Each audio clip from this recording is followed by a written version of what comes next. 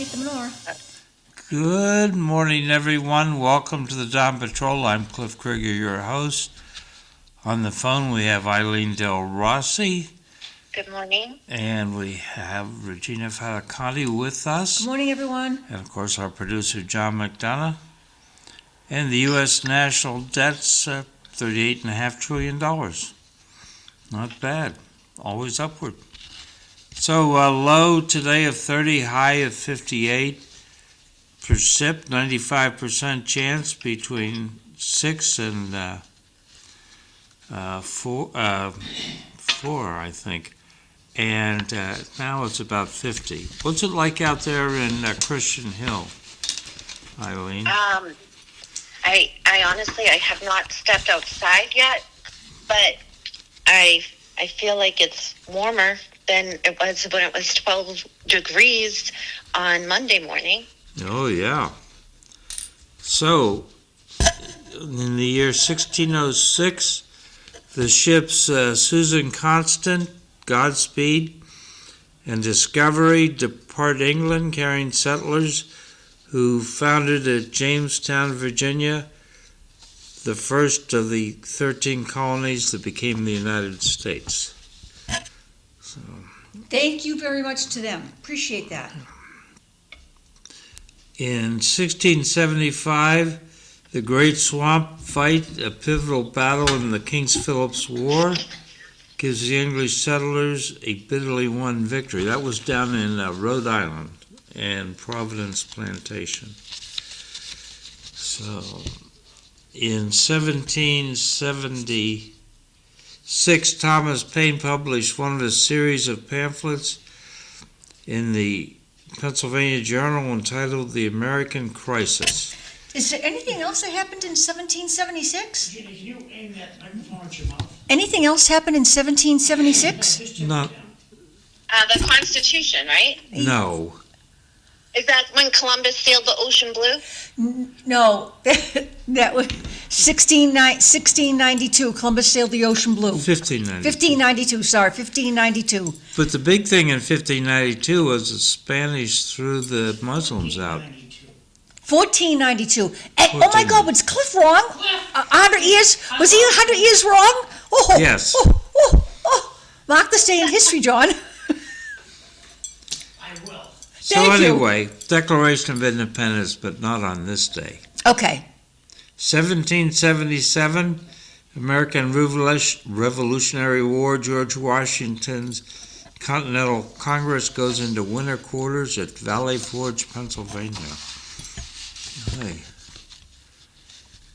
In 1828, Vice President of the United States John C. Calhoun sparks the nullification crisis when he anonymously publishes the South Carolina Exposition and Protest, protesting the tariffs of 1828. So there we are. In 1900, the French Parliament votes amnesty for all involved in the scandalous army treason trial known as the Dreyfus Affair. Wasn't there a movie made about the Dreyfus Affair? Yeah, like about 75 years ago. Yeah, but there was a pretty good Yes. movie made about it. Yeah, Okay. and it played out the role of Emile Zola, who published the article J'accuse, I accuse, in which Okay. he accused the army of screwing this all up. Because I think I saw it, because it ran again. For some reason, that's how I saw it the second time. Because I didn't see it 75 years ago. Yeah. 1974, Nelson Rockefeller is sworn in as Vice President of the United States under President Gerald Ford under the provisions of the 25th Amendment. And in 2016, a vehicular attack in Berlin, Germany kills 12 and injures 56 people at a Christmas market. 1714, John Winthrop was born, American astronomer and educator, died in 1779. Great-great-grandfather, also known as John Winthrop, was founder of the Massachusetts Bay Colony. 1915, born Edith Piaf, French singer and songwriter, actress, died in 1963. Her big songs were La Vie en Rose and Je ne regrette rien. Menage a trois? Menage a trois. No, I don't think so. That is a good wine, actually. Yes, very much. Yes, very much so. Her song, I Have No Regrets, is the theme song of the French Foreign Legion. And in 1953, Robert Andrews Millikan passed away, American physicist, eugenicist, Nobel Prize laureate. He had been born in 1868. My high school is named after him. Okay. And today is St. Nicholas Day. Oh, What? nice. Thank you, St. Nicholas, for all the wonderful things that we're going to get. And by the way, the elf that decorated the studio did a lovely job. I walked in this morning and I thought, oh, Christmas has hit the studio, and it is quite lovely. So I got to say that whoever the elf was that decorated the studio, they did quite a lovely job here. It's my wife, Dr. McDonough. I thought it might have been Dr. McDonough. So that's why so thank you, Dr. McDonough. The studio was absolutely lovely. She's fast asleep upstairs. And I also want to say, John, I truly appreciate the fact that Dr. McDonough had put the menorah here after the. That's Cliff's menorah. Pardon me? That's like 5 years old. Cliff got that like 5 years So old. I actually have a menorah. It's only a paper one, but it's hanging in my office. I thought, especially right now, with everything happening in Australia, with what happened in Rhode Island, we should just be remembering ourselves of what Jewish folks are going through, and hang that menorah, and in solidarity with what's happening with Jewish folks all over the country, all over the world. All over the world, yep. Well, they found the killer Yes, down in Rhode Island. They found him up in Salem. Nuno New Hampshire, I know. It was so close. Lorero. He's 47 years old and was a student at Brown University. No, Lorero's the guy who got killed. And Regina, But he was what also was a the student connection to the at Brown. professor? So he was a student at Brown. He was 47. The killer's name was not Lorero. Who was it? What was it? Not Lorero. Okay, sorry. So I thought that's what it said here. Okay. John, can you There's a correct lot of me? misinformation around, so be careful with names. There's a lot of Portuguese people live in our viewing Yes. audience, so let's be careful with names. And what I'm hearing from my friends in Salem, Yes, New Hampshire, this guy killed himself last Tuesday. yes. And what was his name? Claudio Manuel Neves Valente. Sorry, Claudio. Manuel Neves Valente. So let's call Claudio Valente. Okay. The professor, He's 47. Yes, I'm sorry, John. Was Nuno Lorero, and he was 47 years old. Very young man, very accomplished. The guy was brilliant. Did you see his curriculum vitae? I mean, the guy was brilliant. I mean, the guy was like, that was Cliff. The guy was just a brilliant man. I was reading it, and I didn't even understand some of the things I was reading. I'm going to be honest with you, Cliff. I didn't even understand some of the things that this man had accomplished. Wow. Quite incredible. So, John, help me, fill me in. He's been dead since Tuesday? yeah, He took his own life? he went to Brown, killed a bunch of people there. The next Yes. day he went to Brookline, killed the professor. Then he hopped in his car and he drove to New Hampshire. And this all got found out because the guy who was on video at Providence, following this culprit, turned himself into the police and told them the whole story. He knew the car make, and he knew it had, I guess, Florida plates. And so they went to the rent-a-car company. One FBI agent that I was listening to, the FBI agent said, it is likely, but there's no report on it, likely that the FBI went to the rent-a-car company and said, do you get a location on that vehicle? Oh, a vehicle locator, right, okay. Oh, the Or whatever you GPS. want to call it, okay? Yep. And it's rumored that the rent-a-car company had a location on the vehicle, and that's how they found where he was in Salem, New Hampshire. Otherwise, they'd still be looking And, Yeah, in that's- Providence. and I they can found think him, about how bad that storage locker must have smelled after 2 days. so what's interesting is he must have had some connection to Salem, because he knew enough to get himself a storage locker there. Well, I'm sure we'll see a lot more that this crazy kiddo did, but today and tomorrow and over the weekend. But that's all I know for right now. It was all discovered because the rent-a-car company could trace where the car was. And that's a lot of information. You've got more information now than what's coming out in the news. Yeah, well, that's okay. No, I appreciate it, thank you. Salem's only 10 miles away, so got a lot of friends in Salem. Thank you, okay, that was excellent. So, we know that he's been dead since I'm Tuesday. nervous now. Took his own life, why are you nervous? Well, it's rumored he killed himself Tuesday. He That's- killed himself that's the Tuesday. rumor. That's the rumor. They took his car away last night, and they cleaned up the scene, and they all went home by midnight. Okay. John, do we know if he had any residence in Salem, or just the locker? He was living in Florida, flew up deliberately last week, rented a car in Boston, then he went to Providence. He had a hotel room, I believe, in Boston, and so he was staying in Boston in a hotel, Okay, and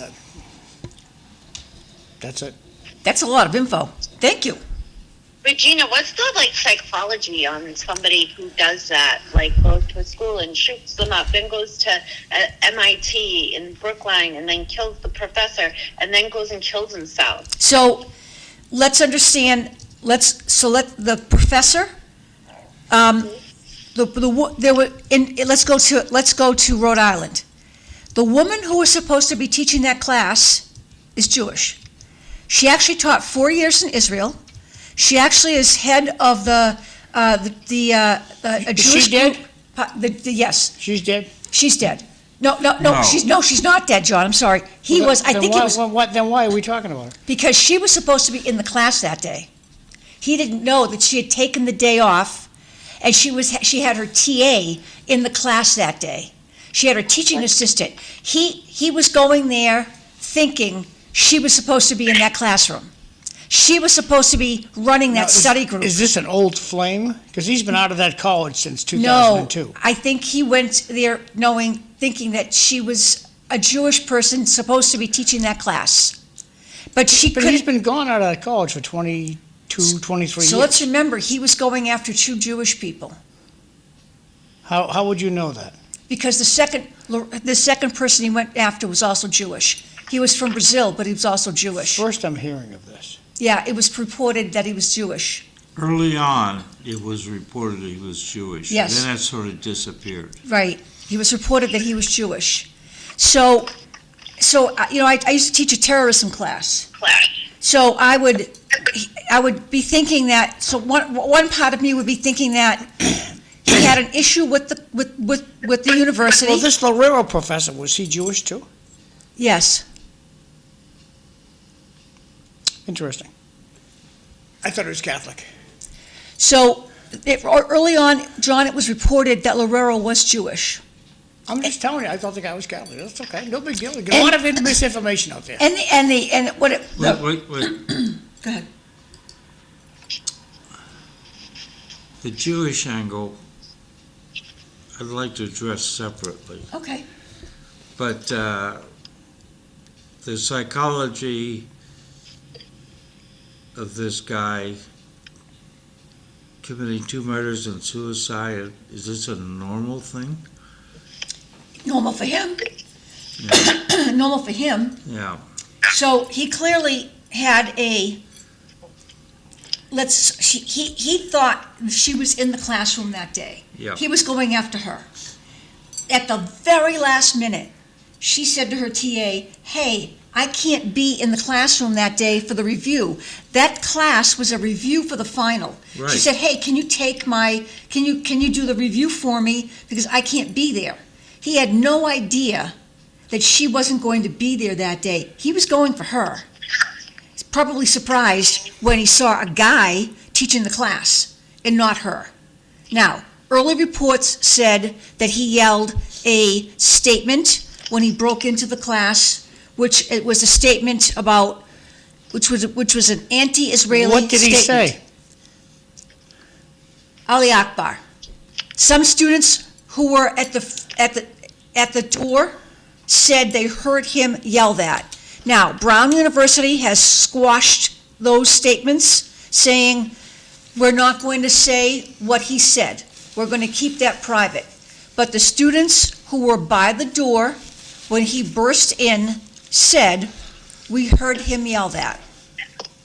Now, Brown does not want that to be out there in the public, and they also don't want the, hey, he was coming after a Jewish professor angle to be out there in the public. Why? Because they have a lot of Jewish students who go to Brown. They don't want parents to be saying to their kids, oh, like next semester you're not going there, because they can't protect you. Now, do you know why they didn't have any cameras? A woke group of people, former professors, people from the Rhode Island community, sent the president of Brown a letter and said, we don't want cameras at Brown University because we think the government can zero in on the university. We think that other people could be looking at what's happening. We don't like the idea of Big Brother looking in, so we want you to cut the security cameras on campus. And the president of Brown said, okay. Well, the excuse that they gave us was that it was an old building. Baloney. We have a lot of efforts with regard to information, controlling information, suppressing information. And I attribute a lot of it to the concern about Islamophobia. I agree. The Islamophobia, I mean, if people are concerned about Islamophobia, I think the best way to make it go away is to have people stop killing Jews. But that would be the first thing. But the second thing would be, tell the truth. Yes, well, that's by not telling the truth, by hiding information and just kind of sliding by, I think they created conspiracy theories out amongst the general population, which ended up not being conspiracy theories because apparently this person was on an Islamic jihad-like activity. Right. John, I work in a 100-year-old building. I work in a place where the security is top-notch. Top-notch. Really? Are they audio recording as well? No audio. Why not? Because that's illegal. No, it's not. You just have to post it at the door. Right. So why don't they audio record? If they're top-notch, why don't they audio record? So Simple to do. it's not audio recorded, but we are recorded from the minute we pull into the No, but parking lot. I just get a boot out of these words. Oh, wait, it's the best camera out there. And then you can ask, are they color? Oh, most of them are color. Are they all digital? Oh, many of them are digital. Then you're not top notch.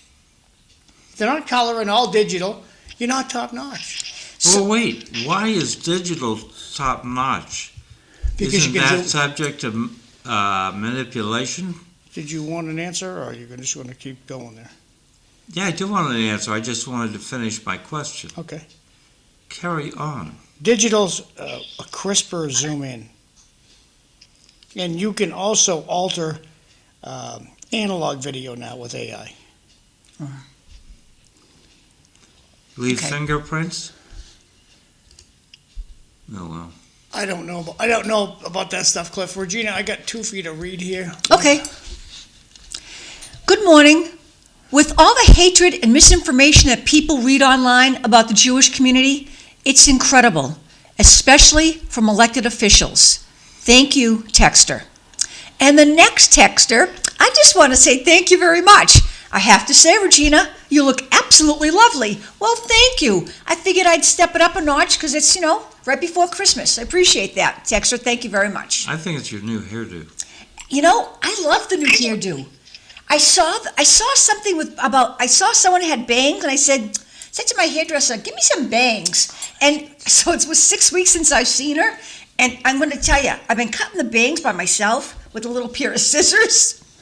When I see her today, she's probably going to say, "What did you do to the bangs? They didn't look like that 6 weeks ago." I've been cutting them with little scissors, but it's maintenance. But thank you, Cliff. I appreciate it. So I'm going to go get the bangs redone and everything redone today. Yeah. Gonna get a little spiff up for the holiday. But thank you very much. Appreciate that. And I just want to say it's been wonderful. I probably won't see everybody before the new year. I want to wish everybody a happy, healthy new year.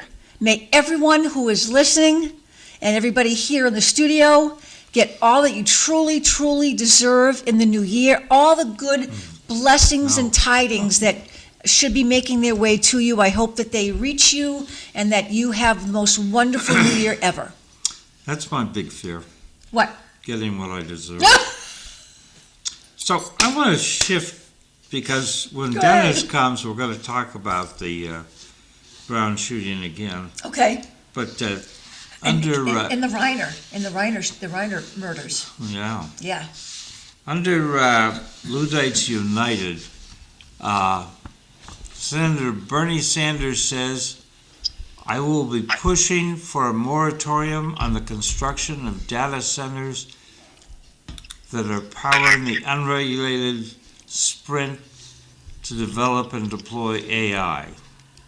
Who is this? Wait, did I miss the? I'm sorry, Anthony had just called my phone. He was with my sister. Did I miss the birthdays? Yes. Oh, It's okay. so We're sorry. moving on. Okay. So Bernie Sanders says that moratorium will give democracy a chance to catch up and ensure that the benefits of technology work for all of us, not just the 1%. Isn't that nice of him? When I think about AI and all that, I don't think of China as the 1%. No, I think of Bernie Sanders as the 1%. So, And Liz Warren as the 1%. so And Markey as the 1%. I and- found a new term, Go ahead. Give it to me. bananas mindset. What is it? Build absolutely nothing anywhere near anything. So that means we don't build anything anywhere ever. So we're fighting here, we're fighting all this data center stuff. Where I lived before I moved up here in Prince William County in Virginia, they're inviting data centers to come in and build and provide jobs. We are building something similar out in another section of Lowell. That is it a data center? Shame on me that I haven't paid as much attention because it's not my own neighborhood. But what kind of an area? And there's a data center in Tewksbury that's been built, and now they're looking to expand. And we've talked about that here on this program. Well, it's the old spaghetti Yes, factory. right. Hmm. And they're trying to expand too. And then there's one in Tewksbury that is Yeah. expanding, Yes. much to the chagrin of the people who live in that neighborhood. So, if you're going to have jobs, you have to have industry. If you're going to have industry, you have to have power. And we have our choice. Right. We can go back to farming, or we can move into the 21st century. And I think we are, as Americans, we want jobs to come back here. I want my neighbor to be able to have a job. So when I teach, I teach my students, because they don't know that until not too long ago, until NAFTA, Lawrence had a lot of jobs. Lawrence had a Polar Tech company. Lawrence had a sneaker company. Lawrence had a lot of jobs. And then NAFTA came, and whoop, they went to Mexico. And the jobs that were there in Lawrence were good paying jobs. And you had insurance, and you had benefits, and you had vacation, and you could take your kids out for pizza on a Friday night, and you could take them to Hampton Beach for a week vacation. And you didn't necessarily have to have the best English skills or the best writing skills, but you had to have the desire to work, and you had to have the desire to come in and do a good job. So the text, how are data centers powerful? And that's the question. And then the next question, with petroleum, question mark. Cliff? Yeah, they're powered with electricity, and we get electricity from natural sources like dams, windmills, but also petroleum, coal, Okay, nuclear power. okay. They're reopening 3 Mile Island. And Nuclear-powered steam plant. yeah. And your solution? I'm just labeling it properly, Cliff. You make nuclear power look like, wow, it's nuclear powered. It's a steam plant. Powered by a rock that's going to be hot until the sun burns out. That's all nuclear power is. It's a rock that's going to be hot as blazes until the sun burns out. And it's a steam plant. And calling it's a nuclear powered plant. The problem is that rock is going to be hot until the sun burns out. John, help Not me. okay. Not quite that long, but yes. What's happening with what's going on with the nuclear plant up at Hampton?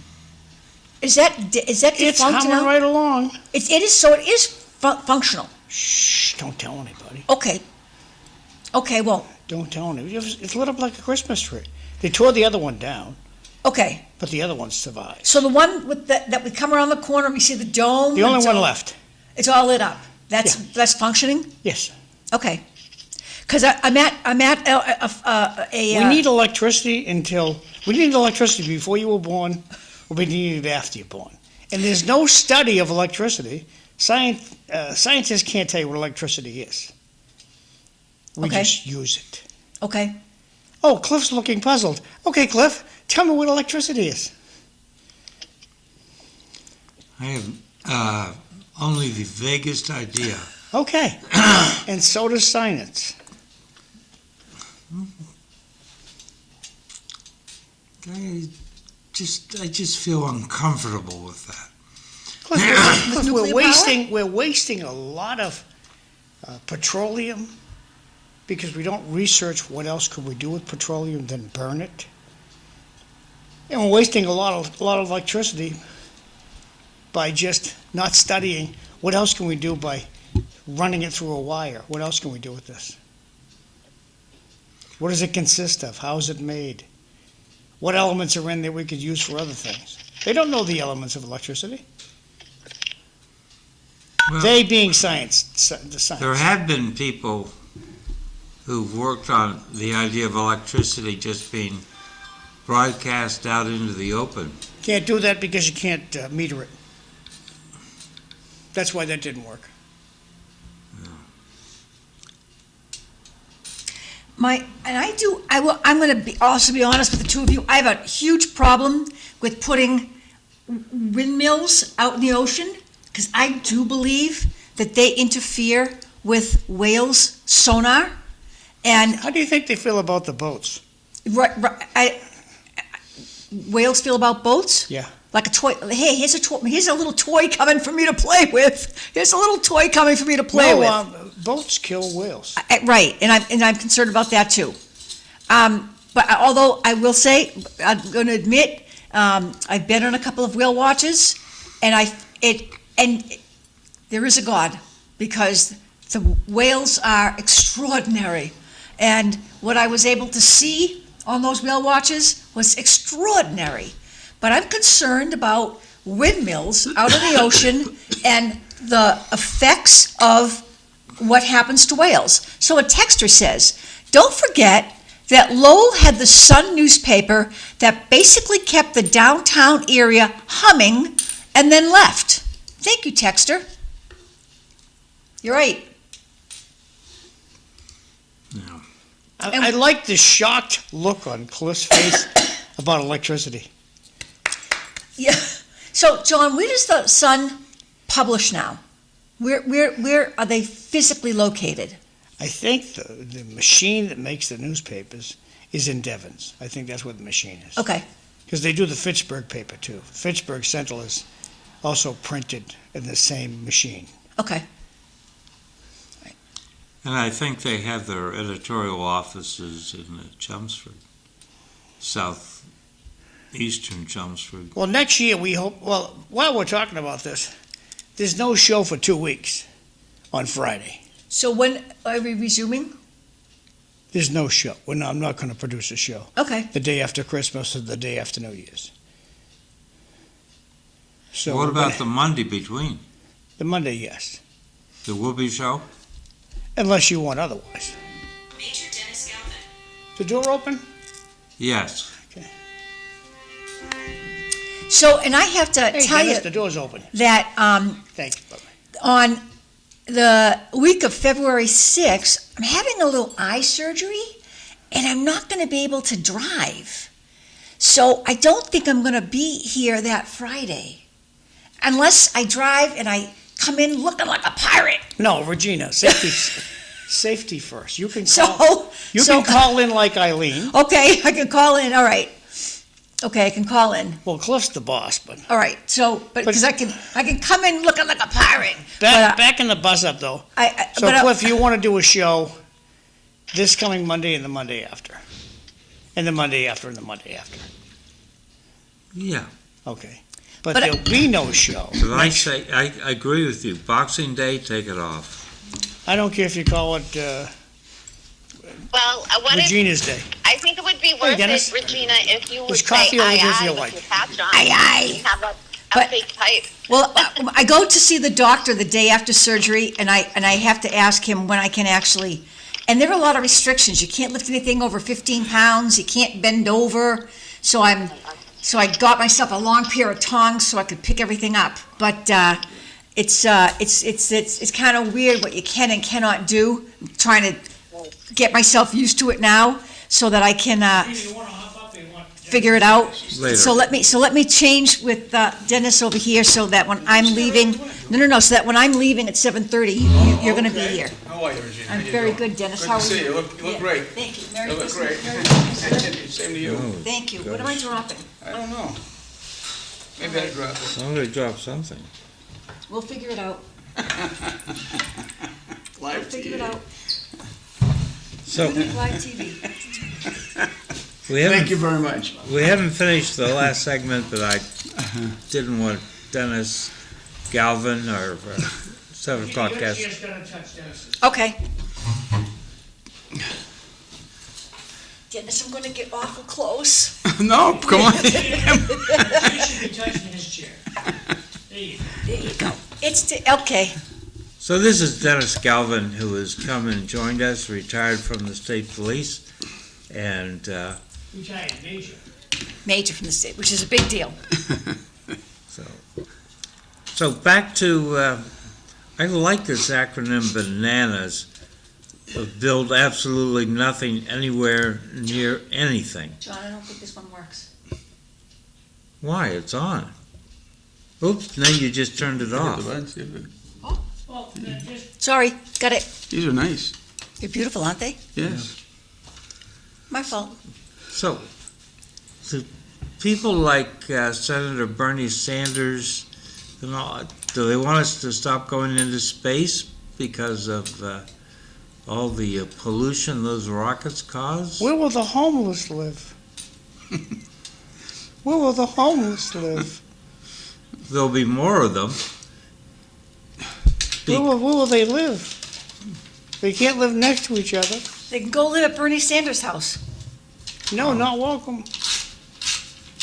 So, anyway, I think getting in the way of technological progress is not a good thing. So, Dennis, earlier we were talking about the killing down of Brown, and I'd like to kick that down the road until 7 when we get our Lowell guys. But speaking of crime, the Michigan Attorney General this week released a whole bunch of information on they found since 1950 they've found 51 priests who were involved in some sort of sexual misconduct, criminal sexual misconduct. Where did they find them? Hiding out in different parishes, unfortunately. They found. And this is state of Were Michigan, they all right? together? Right. Yeah, Grand Rapids. Oh, yeah, okay. They reviewed church records. And it was swept under the rug? Yeah. Well, that's what the military does too, right? No, I don't think so. Okay. It's not a good means of building support legitimacy, that's for sure. No, it's not. Openness is important. I have seen a couple of cases in the last few years of retired military officers being called back to active duty to face charges of sexual misconduct. Well, what about the UFOs? We didn't talk about the UFOs. We swept them under the carpet, didn't we? And we were supposed to talk, wasn't Trump supposed to release the files on all the He UFOs? He did that already. Okay, what about, so what happened, what's out at Area 57? 51. 51. 57, we don't, that's a 50 secret, what's the that's area another fif- secret place. What's the Area 50, Cliff, what's the Area 51? Dreamland. What? Dreamland. Okay, so what's out there? I Secret thought it stuff. was Las Vegas. What? Go ahead, I thought it was Eileen. Nevada. The what? I thought Area 51 was Nevada. Yeah. Just north of Las Vegas. They're reverse engineering the UFOs and trying to fly them. That's what they're doing at Area 51. Reverse. They're taking it apart and trying to put I it have back. one thing to say about the whole issue of UFOs, Okay. and that is, if they are in fact, if there is intelligent life outside of Earth, they will never make contact with us, or they wouldn't be intelligent. Okay? Why would you do that? Why would you come and engage yourself in a place like Earth? Well, the atmosphere that we have. Is that That's a what it good is? point. It's the atmosphere, and they can also. This is a bypass. You go by that. Bypass This is bad. to get to the next place. That's right. To get to the There next are solar those- system, This is okay. a bad neighborhood. You don't want to come here. There are those, Dennis, that say that they should have outlawed cigarettes in 1949. And we I never have a did. question that's strange for Dennis. So I read in the newspaper and heard that the Post Commission is what you do, Yeah. and they found that Michael Cox from the Boston Police Department was, because he's not on active duty, even though he lied about seeing one of his police officers before she testified in the Karen Reed trial. Why'd they let him get off like that? That's the commissioner of the Boston Police Department, right? Cox, right. Yes, Right. yes. Yeah, I really don't have any information on that. I'm not sure. I don't think he's sworn as a police officer. That's correct. He works as a commissioner in Boston. The commissioner is a civilian. So he doesn't come under the jurisdiction of the Post Commission. And that's the reason why the Post Commission has absolutely no control over him, because he's not a sworn police That's officer. right. He's a commissioner. And You know, that's, I love. He comes up from the political I love side. this democratic attitude. Imagine that. I love this democratic attitude. It's him. It's the freaking government. Does the guy get a government check? The governor should call the guy on the I'll carpet. read your email. Oh, he's not a cop. You can't do that. Watch I'm me. sorry. Just, the governor should pull the guy on the carpet. This specific, oh, he's not a policeman, he's not this. He shouldn't be allowed to scramble away with wrongdoing. I agree with you, and that was their out. He's not a sworn police officer in Boston, therefore, It's up to the governor. Pull the guy on the carpet and let's find out what's going to happen. therefore, we have no oversight of him. And since we have no oversight of him, the Post Commission cannot do anything to We him. do have oversight, Regina. We write the guy a check. Right, so his boss, The state, through Mayor tax Wu is money, his boss. right, Mayor Wu has oversight of him. she can call Right, him on the and she doesn't carpet. want to do anything. Nope. But Michael Klatz was also mistaken back in the early 90s for a suspect they were chasing in Boston, and he was beaten really bad by his own police department. And I think that's why they gave him that position. Well, remember, after he was beaten, he left the Boston Police Department. He was savagely beaten by some other police officers because he was mistaken for the perpetrator. He left the Boston Police Department, and then the position of commissioner came up, and they said, "Oh yeah, let's bring back the guy that we beat up." And so there's sort of kid gloves around the commissioner because of that. He was, just to get this, I think he was a police chief in like Battle Creek, Michigan, or someplace like that Yes. prior to coming back. And I think he enjoyed a pretty good reputation out there. And but I think the issue of that. Let's put it this way: the issue of the Karen Reid trial is not over yet. This is going to go on for many years. And I think it's just becoming, the dust is settled on round one, but there's going to be more stuff coming on that, I think. Because now the civil trial That's is right. coming out, That's right. and the rules of evidence in a civil trial are Much different. entirely different Yeah. than the rules of evidence in Karen Reid's original trial, in her criminal trial. right. And so remember, O.J. found innocent, criminal trial. O.J. found guilty in his civil case. That's true. So I think it's going to be very interesting to see what happens in the civil case. Now, Karen Reid's car is actually being put up for auction. So a car guy, a guy who owns a garage, actually put the whole thing together. I guess it was a mess, the way they tore the thing apart, and replaced the taillight, okay? And But he didn't fix the electrical side. that's right, because the electrical It's system. thousands of It's not, dollars. right, it's like a $20,000 job, and she doesn't have the money to do that. She will. Yes, Dennis is right, she will. So the car is being sold as is, to maybe, because it's a brand-new Lexus. Well, it was a brand-new Lexus 3 years ago. It's to somebody who has the money, who has the 20 grand to put in the electrical system and to pay for the car. And that will put some money in Karen Reid's pocket, because she lost her house, lost her job, lost her teaching gig. She lost her life. She lost her life because someone decided she's an easy patsy. Let's pin the murder of this police officer on her. So it'll be interesting to see what happens. Somebody's going to buy that car. For a Somebody lot will of buy it. money, too. Yes, somebody's going to buy that car. Yep. But her lawyer recommended she sell it. Right, because there's no way she can drive it, because somebody from the other side is probably going to take a gun and shoot at it. So I would also recommend that she sell that car. Yeah. So I wanted to touch on social issues. There's sort of a lost generation theory out there about millennials. A guy by the name of Jacob Savage wrote about his experience. He says the doors seem to close everywhere and all at once. In 2011, the year I moved to Los Angeles, white men were 48% of low-level TV writers. By 2024, they accounted for just 11.9%. The Atlantic's editorial staff went from 53% male and 89% white in 2013 to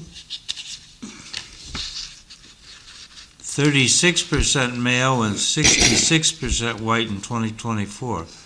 White men fell from 39% of tenure-track positions in the humanities at Harvard in 2014 to 18% in 2023. So his argument was when DEI started out in Hollywood, the movies and TV, the writers, when they hired new young writers, they avoided hiring Caucasian males. And so we got this great diversity. But what we didn't get is in the upper reaches, we didn't get, the boomers didn't all disappear. They're still there. Why is it mostly Jewish people that I see on TV? Why is that? Can you speak to that? No, I have no idea what you're saying. Really? The newscasters' names, they sound pretty Jewish to me. Huh. It have never occurred to you. Movie stars. Sounds pretty Jewish to me. John Wayne? Rob Reiner? Well, I remember, to reverse it, I remember When was the last time John Wayne Do you remember made a David movie? Brudnoy? Remember Yes, David I remember Brudnoy? David Brudnoy. He always asked the question why all the cops were Irish. So, I mean, Nepotism. Is that what it is? Well, then you go. I Nepotism. think John answered his own question. I think John answered his own question. Why? So, I'm going to say something horrible. Why is everybody in the mafia Italian? Okay? And I think that when... You have to be. They have to be, right? we have to be, right? Yeah. So I think if you look at what happened in Vegas when they started the casinos, Jewish folks said, hey, how can we get in on the action? So let's talk to the Italians. We're going to start something nice here, and then we gotta launder some of our money. This TV stuff, it sounds like it's going to be a big deal. Maybe we can launder our money in TV. So Jewish folks, being very smart investors, started to invest in TV. And as a result, TV became, TV became big. And that's why you see a lot of those names, because people were smart about investing in TV. Jewish folks were smart about investing in TV. Italian folks were smart about investing in gambling. Okay, let me just go out to the desert when they were making these arrangements. I have no qualms in saying, hey, my people were good at gambling. Okay, no qualms in saying that at all. All right, and other people were good at investing in TV. I got no problem with saying that. And why are all the firemen Irish? And why are all the cops Irish? Because when the WASP said, when the WASP said, oh my goodness, the Irish are here now, our people don't have to take these dirty jobs, let them do it. It's very simple. That's what happened. So John raises an excellent question. How did this happen? This is how, let's go back 50, 60, 75 years. This is how things happened. Yeah, history. History, right. Yeah, I would agree with that. I think history has a lot to And do why with are you it. shushing? Don't mention history in front And of don't forget, don't bring it up that there's mostly Jewish people on TV. Don't tell anybody. Shh, don't say Okay. it. Don't say I that. won't say it. Don't say that. I won't mention that David Brudnoy was on TV. And Brudnoy's Jewish? Adam Sandler has that awesome Hanukkah song. Sandler's Jewish? No. And the head of all the networks were Jewish, their own networks were Jewish. Hey, you know something? Here's what I gotta say. Good for them. And good for my people that they said, we're gonna build some casinos out in the desert. Good for us. Good for John. He has totally redirected the conversation. Well, at 7 o'clock when I asked Dennis why he's really here, roll out what he really wants I to ask say. myself the question all the time. Dennis, to you. Dennis, before we get to the top of the hour, have you discovered any interesting restaurants? There's only one. Just good times? That's it. Which as far one? as Good Times? Good Times, yeah. I think it's the best one. So I was at Good Times on Wednesday nights. Rebecca, Charlene, and I went to the auditorium, and we saw a lovely, lovely performance. It was group of Irish women, beautiful orchestra. Oh, yeah. It was what was it called? Something, a Gaelic Ga- something. Ga- yeah. It was a Gaelic Celtic. Celtic night, and they sang. Irish people? Yes, they were All from Ireland. Irish? They were from Ireland. Oh my Not goodness! one Jew? Not one Jew. Oh my goodness! Except maybe the people sitting in the On in stage? the audience. On stage. Oh my goodness! And they sang. So they sang a Christmas carol the original Christmas carol from 1620 in Gaelic, like one of the original Christmas carols from Ireland. They sang several original songs from Ireland. It was lovely, absolutely lovely night. They must have had a 25-piece orchestra. They had someone who did bagpipes. It's at the auditorium, folks. When I say it was a lovely night, and of course, a lot of Irish folks in this area, and obviously these people on stage, they knew that, and they played right into that, and it was quite a lovely evening. It was very, very nice. And where did we go for dinner beforehand? Good Times. Good Times. So right. it was a perfect evening. Perfect evening. Yes. The food's good. The wait staff is Yes. great. They are Yes. good folks. Yes. Make you feel like you're at home. Yes, our waiter, he was wonderful, Yeah. very, very, very attentive, and it was very nice. It was a nice evening, very nice evening. So, and a friend of ours, we took her there for her birthday. I had some candles. I went up to the person who manages the front. I said, "Hey, we're going to order a dessert. Put these candles on the dessert." They had it all taken care of. I mean, they're very accommodating. So we go there. We go there a lot. The food is great. You can't beat it. Yeah, it's good, solid fare. Yes, absolutely. So if anybody wants to go see the Gaelic group at the auditorium, Good old Gaelic people. good old Gaelic people. That's what. But they Have you ever listened to? Gaelic is a very interesting language to listen to. My grandmother could speak it. I remember she used to be able to speak it. Really? Yeah, and she would. To me, it always sounded like a form of German. If you listen to Germans, sound-wise, it's very similar. There was a lot of verb stundling. By that I mean they would stretch a word because they didn't know how to say it. Yeah. When I listened to my grandparents speak their Gaelic, Yeah. I couldn't understand what the hell they're talking about. And they were speaking Gaelic amongst themselves because they didn't want you to know what they were talking about. You went into anybody's house. Italians that always, Yes. the old timers be speaking Italian. The Jewish friends I had, they would always speaking Yiddish. Yeah. And everybody spoke with their grandfather's language. And you better learn a little bit about until boy meets girl, and then that went out the window. The other one I learned was Eringo Bra. That was it. That's it. That was the one I got taught. I grew up in the 70s and 80s. It was Eringo Braless. Oh gosh. That's Okay. That's an American adaptation. All right, okay, all right, awesome. So, it was a wonderful take. It was a good take. It was fun. So Mr. Savage writes this thing about how there was this huge drop in millennials being hired out in Hollywood to do movies, TV. Jewish millennials? Jewish what? Jewish millennials. No, just millennials. Okay, are most of them Jews? No. Okay, thank you. So the end result is you have a lot of people who went to college, got themselves prepared, and didn't find the jobs they prepared themselves for. And this is an unintended consequence of DEI. The other unintended consequence of my mind, and Savage didn't bring this up, is I think the product coming out of Hollywood has been pretty bad for the last 15 years. So does that reflect the fact that we diversified too much? I don't know. So are we placating to people? Is that what you're trying to say?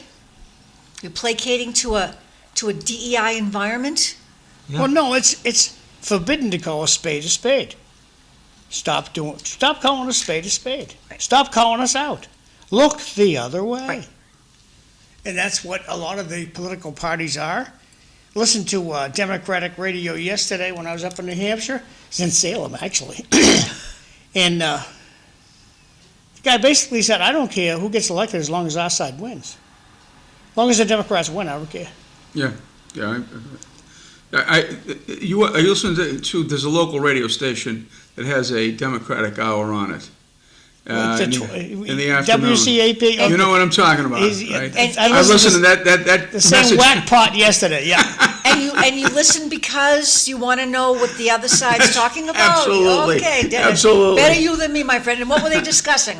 Well, I mean, we're just as to his point, the idea is that Our side's got to win. there's no longer a common concern about, you know, what's the old Latin saying, not me, not you, but us. That's gone in this country now, and there's I think a lot of it's been through ideological politics. You know, there's one side that they've adopted the Leninist viewpoint where you don't defeat your enemy, you vanquish them.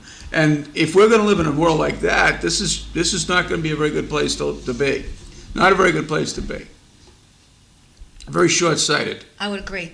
When I sit with my Democratic friends as an unenrolled person, that's the only reason they talk to me. I said, what's the difference between a Republican and a Democrat? Well, the Republicans suck, and we don't. Yeah. That's Can't even their tell answer. Yeah. Well, that's I hate to say that, that's pure ignorance. You're right. I mean, there's no other word for that. You're right. Well, the Republicans are working on improving. Well, we try. I mean, we're not. I mean, you know, you got to be listening to Dennis, people. God bless you. Honest to God, it's just crazy what goes on out in the world. We're going to go to break land. I'll be right back. Thank you for your patience.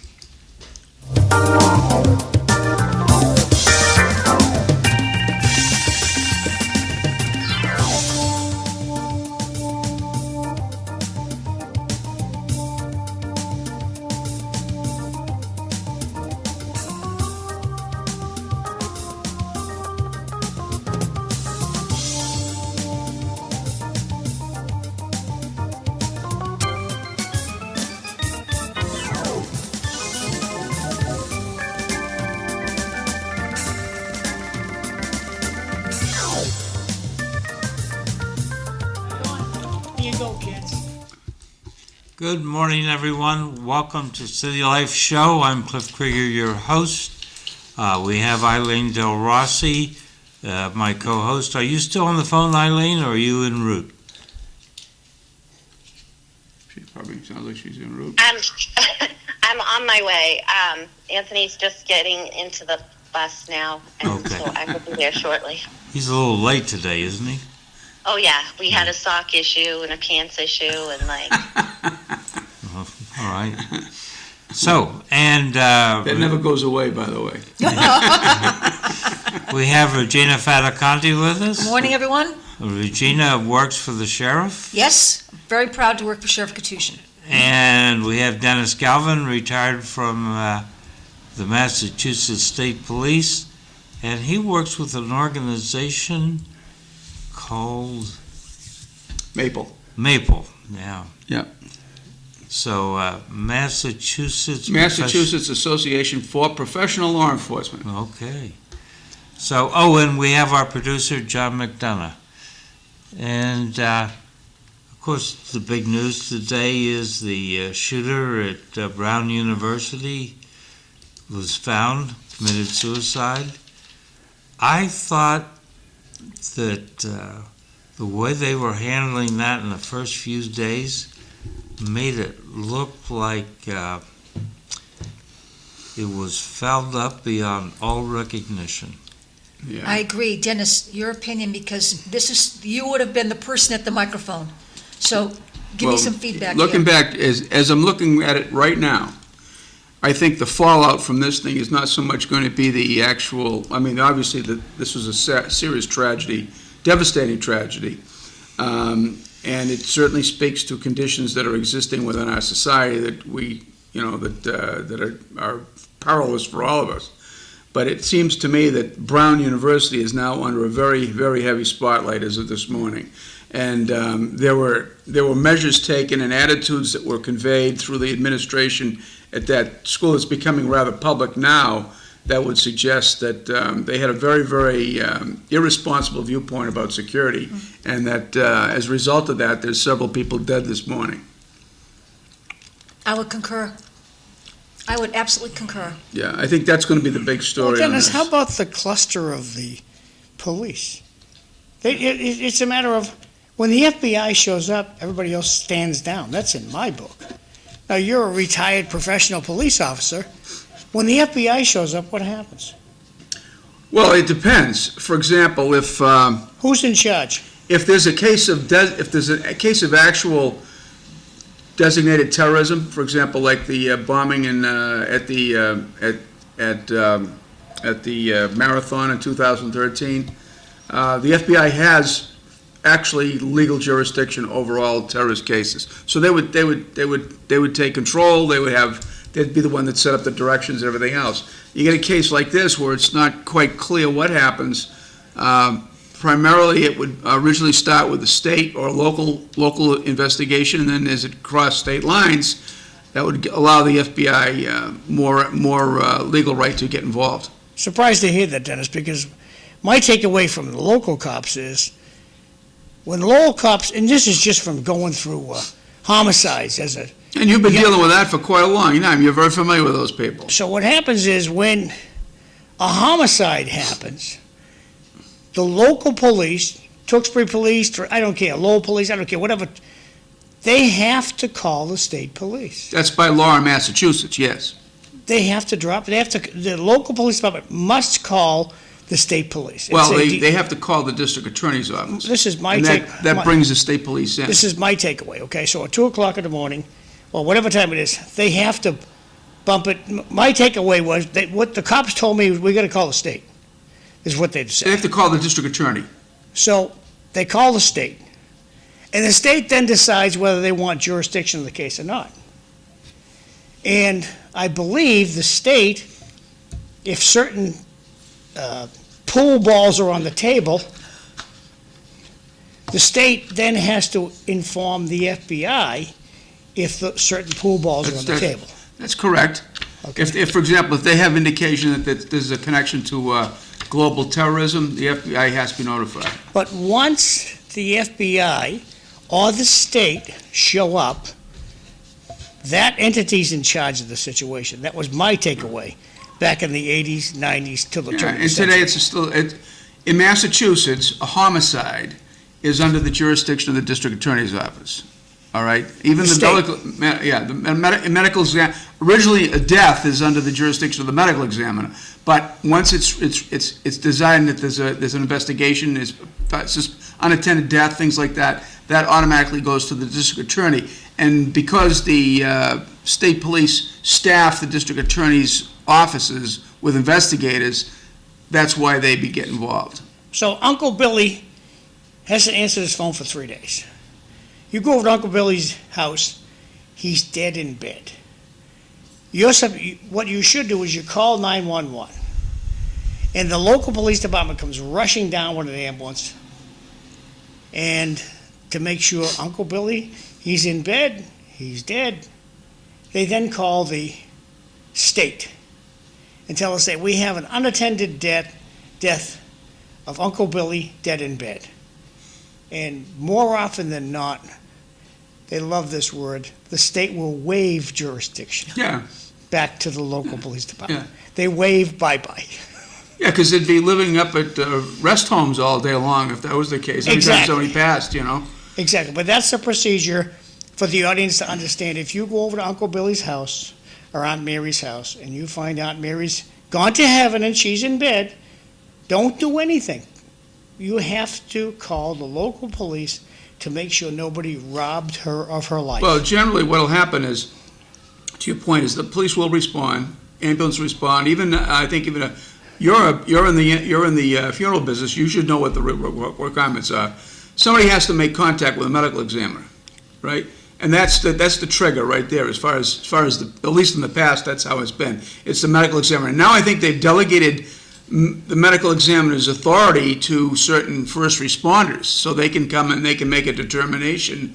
I think they may call the medical examiner, but I mean, back 1980s, I can remember Dr. Kabonziak used to come out to everything, Oh my gosh. and he would make the ruling That was the right way then. of the world. That's Yeah. a blast from the past. Yes, it is. Nana Kabonziak's father. Oh my That goodness. Yes, was the way- God bless him. God bless his soul. A good him. guy. Absolutely. Show up with his cigar and his He would white- show up and Yes. and Oh his my- dogs who only understood Polish. Yes. Oh my gosh. Oh my gosh. You it wouldn't just go brought me near back. his car. Oh, wow. Okay. Thank you, Dennis. I appreciate that. oh yeah, it was a family back in those days when Yes. something like this happened. Yep. Then John would show up, or somebody else would show up, and Depending on the ethnic background, they Yeah. could call that right on. whichever one they wanted. Oh, Yep, my right. goodness. They could Oh. take the French funeral home, the Irish funeral home, or The the Yeah. Catholic this- funeral home, the Protestant funeral home. Oh, we had Polish funeral home. Oh my gosh. But you went to your earlier question. That's the story of America. Everybody came here from someplace. Right. They stuck together, and then they try to move up. You know. Right. Absolutely. Because we all learned English. Even my grandparents used the services at adult ed at Lowell High School to learn English because they wanted to take the citizenship test. I grew up in Brockton, Okay. and I grew up in a Lithuanian neighborhood. My mother was Lithuanian. My family, the entire neighborhood was Lithuanian. I was the only guy with the Irish name, and I used to take a lot of hits on that. But my aunt used to always tell me, "Listen, don't get discouraged because you have the right name." Yeah, you have the easy name, right? She says, "You're going to go far Yeah, in you this have the state." easy name, right? Exactly. Name like Faticanti. Where the heck to go with that, right? I know it. She Yeah, says, "You got exactly. the right name." Right.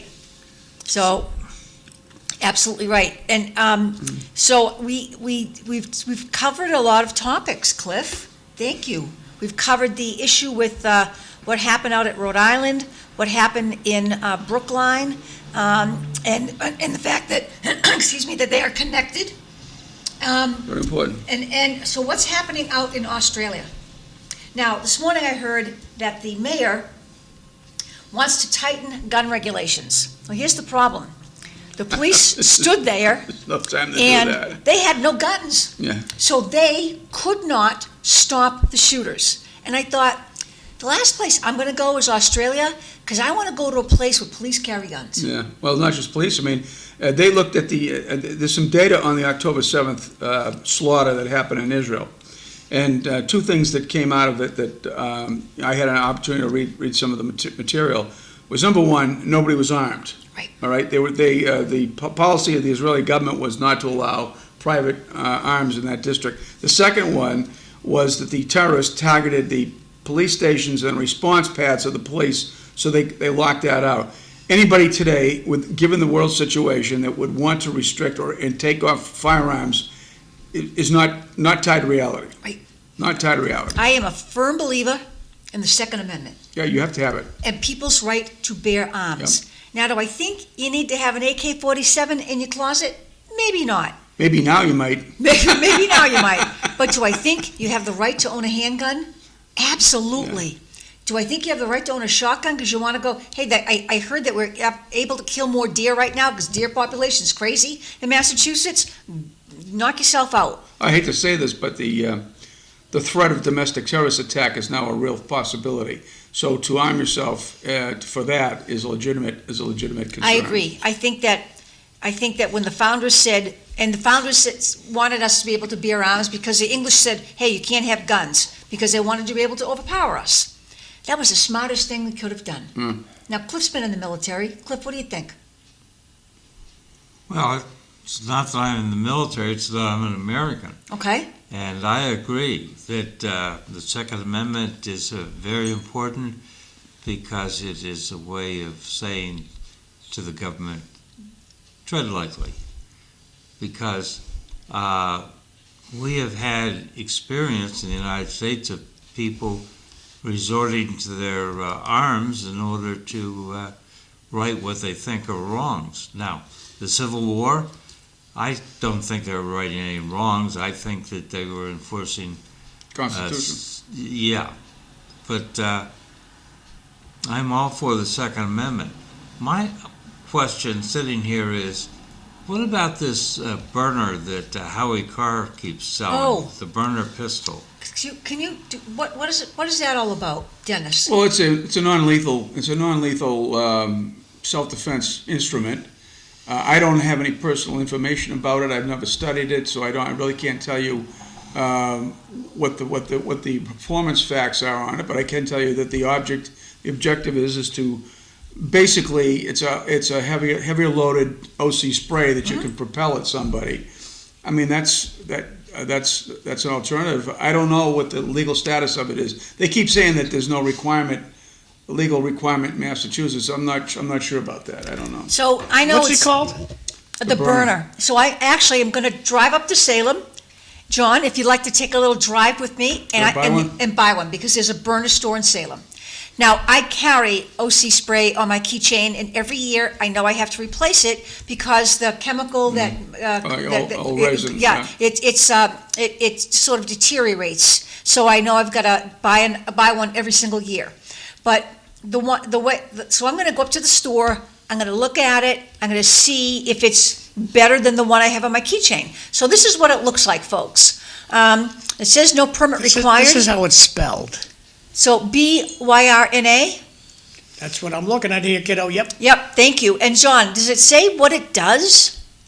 No, It shoots a pellet. a pellet in which can hit the person, We'll go to good old videos. and then it expels what is It's a non-lethal compact launcher.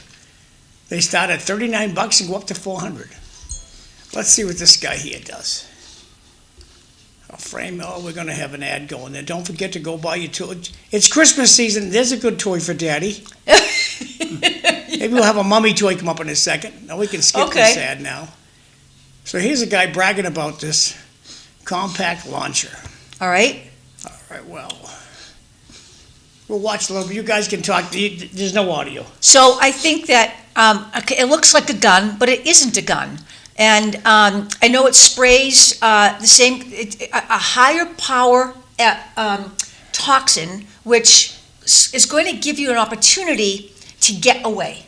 That's the idea behind it. That's the idea. It's going to give you an opportunity to get away, and I think that's a great opportunity. I think that's a great thing to do. That's why I have the mace. It's an opportunity for me to get away. Yeah, I mean, fundamentally, the thing that's behind the whole situation is the fundamental right of self-defense is your right. You have the right to do it, and you have to take the measures to do it. No one's going to protect you except you. You know. So he just shot that OC spray at that guy, and he is having a very hard time breathing. Let's show that again. Yeah, show that again, John. So, yeah, he's having a real hard time breathing, and that's what you want. Right. That's what you want to have happen. So I just got done teaching a victimology class, and I tell my students, the minute you get in the car, lock the door. Don't wait until you put your key in the ignition and you're driving away. Lock the door, because people who are tracking you through the parking lot, they're watching you. Yeah. And they know Here's something for Mom, chocolate candles. that you didn't lock the door. So women, men out there watching now, lock your car door. You do not let yourself be, available to be robbed, right? That's correct. And try to park under a light. Try to park as close, stock the cars in the parking lot so that you have the best opportunity to be closer to the door. I frankly like to walk, but I like to be under a light. And when I am leaving the store, yes, I have my finger on the canister of mace because I am in a profession which maybe causes me, and Dennis, you're the same way, to have a heightened sense of security about myself or for myself. So yes, I have it in my And hand. he's showing these inserts pellets? that, I don't know what they are. They're inserts to power up this weapon. So those are the pellets that go into the device, which will shoot out the OC spray, which is obviously 10 times more effective than the little pink gizmo I have on my keychain. There's less of a risk it's going to blow back on you, too. Right, exactly, because it shoots much further. Virginia, you want to read this one? The best prevention for crime is more qualified police officers.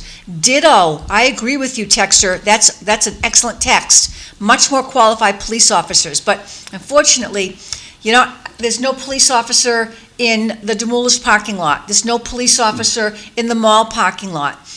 There's no police officer when I'm coming out of church.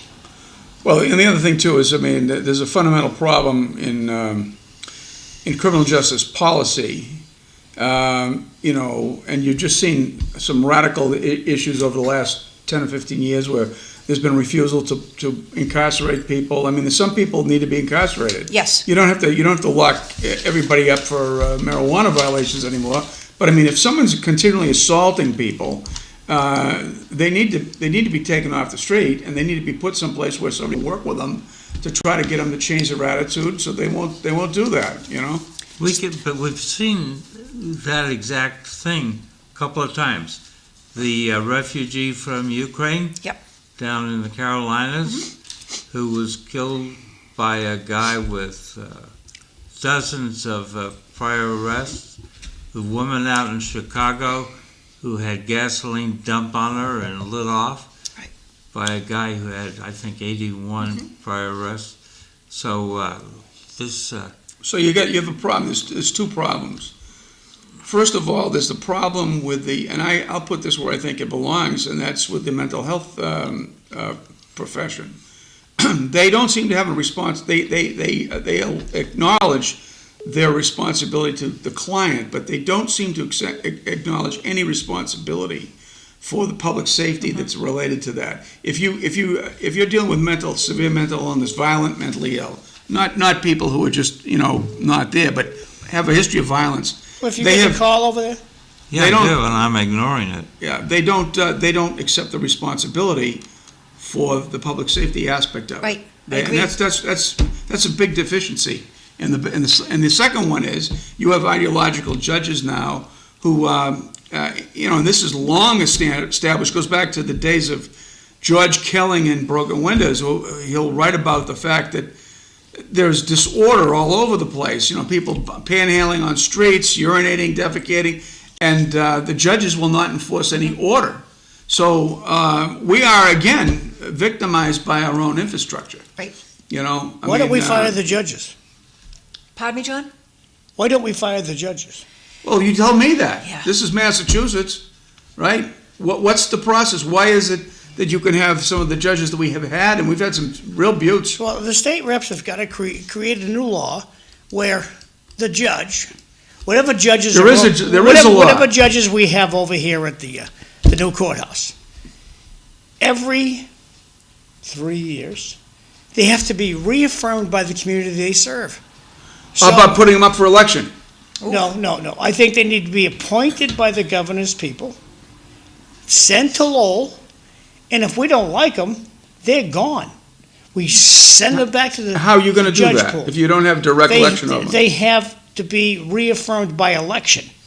That's what I'm talking. I think district court judges should be elected. This business of Tommy Golden sending one of his friends to be a judge is not a good idea. That Mayor Wu sending one of her friends to be a judge, or the governor sending one of her friends to be a judge, I just don't think it's a good thing. I think it should be a damn good lawyer who becomes a judge. Well, now the judges are ideological. All right, many of them are Shouldn't ideological, they? and they don't believe that Shouldn't they believe that the society is evil, not the criminal. Dennis, all right? that's got to go away. Well, Got to good go luck. away, and I'm with you. it starts with vote for a different state rep. Yeah. Vote for a different state senator. That's my take. Good advice. The last part is important. I think you're both right. Dennis and John are both right. So, Other things people can do is, of course, we can't do it here, but I have a son living in Virginia. He says he's not the only one packing at Mass. Absolutely. So I go to St. Michael's. They now have a security committee. Now, in all of my days, I never thought that my church would have to have a security committee that would need to convene to talk about how to keep people safe at Mass. I never thought that would be a thing that they would have to do. And so now... Regina, we let crazy people roam the streets. Thank you. But, So that's the reason why. You may be able to answer this, Regina, because as I understand it, saying around the turn of the century this year, the prison population was always somewhere around 5,000 or 6,000 Yes. people.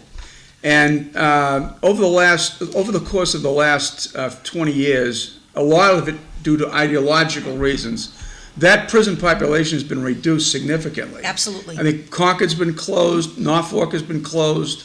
And then on top of that, what you've got is an infusion of unvetted immigrants, people who've never, we don't know who they are, where they're coming from, and now they've compounded this issue. So there's a lot of violent people out on the street, and there doesn't seem to be any sort of motivation on the part of our public leaders to address that question. And Dennis, here's the other thing that we're still operating under. Maura Healey has still not given defense attorneys a just raise. And as a result, criminals are still being let out because they have no defense attorneys. Where's News Center 5 on this? Right, thank you, John. Thank you, John. Absolutely. It's their duty to remind us. Thank you. Criminals are still getting a walk They're every day. still being let out because they have no defense attorney. And so, we bring the inmate to jail, to court. Judge says, where's the defense attorney?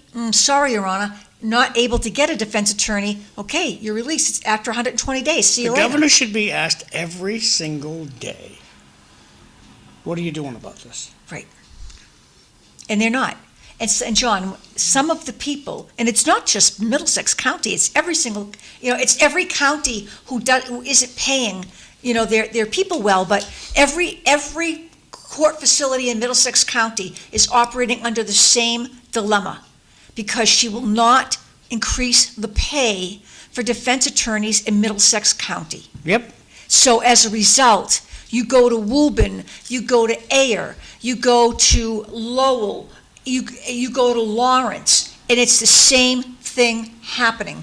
Bad people, very bad people, are being let out because they have no defense attorney. But the problem is the zeitgeist here in Massachusetts, the Fourth Estate is included in that, so they don't see anything wrong either. So why would they question the politicians? Right. So which basically Massachusetts is on a downward trajectory. And unless people start to smarten up and see things, so long as they're looking at one side is stupid and the other side's this, I mean, you got to get yourself out of this. It's going to affect everybody. Everybody's in this together. And I think fundamentally what I think, there's two issues. Number one is that the idea that you can get supported and not work is really ridiculous. Yes. Now, if you can't work, if you're disabled, or you've got some sort of an issue where you're hurt or you're Mental retired, health, right. Right? We understand that, but there's sufficient facts available now to ascertain that there are very healthy people who are being supported through government programs that should be out working. Right. And there's this thing here, and I'll take a hard line on this. We hear this idea that health care is a right. Well, it is a right to be able to have access to health care, but there's no right that the government has to pay for you. All right? That's if you can pay for if you should be able to go out and get a job, the right is to make sure that there's sufficient employment available to you so that you have what you need to be able to go out and purchase what you need to take care of yourself. But if all of a sudden we're going to start paying for everything, we're not going to be able to sustain this system, and it's going to crash, and it's on its way now. So what about the two guys in? Well, I wanted to finish up Yeah, on this. please. You mentioned some things. One of the things I noticed, I try and apply what I call the Langley rule. Okay. And that is, I want enough space behind the car in front of me that I can pull out of that line of traffic. And I call it the Langley rule because in Langley, Virginia, just outside the CIA headquarters, there were a bunch of people in the left-hand turn lane, and some Pakistani terrorists walked down that lane and killed people in cars, one after the other, nothing they could do about it. So you need some space to maneuver. Mhm. Maybe you can, but give yourself that opportunity to protect you. You got to be aware. You got to be ready to run, to hide, to fight. But what you're talking about, what both of you are talking about, is we've created these situations ourselves. This is not some situation where, all of a sudden there's a dramatic change in condition. We've created the situation. We've had unrestrained immigration for the last 4 or 5 years. We have had a very bad record of criminal justice. Many of our judges do not accept the premise of the law, that the law is basically, the people reflect the law. They believe that the society is evil, so that the people who are being brought to court are basically the just ones, and the ones who are bringing them in are the real culprits. If we live in that kind of environment, we're heading for disaster, massive disaster across the board, and people have to come to terms with that.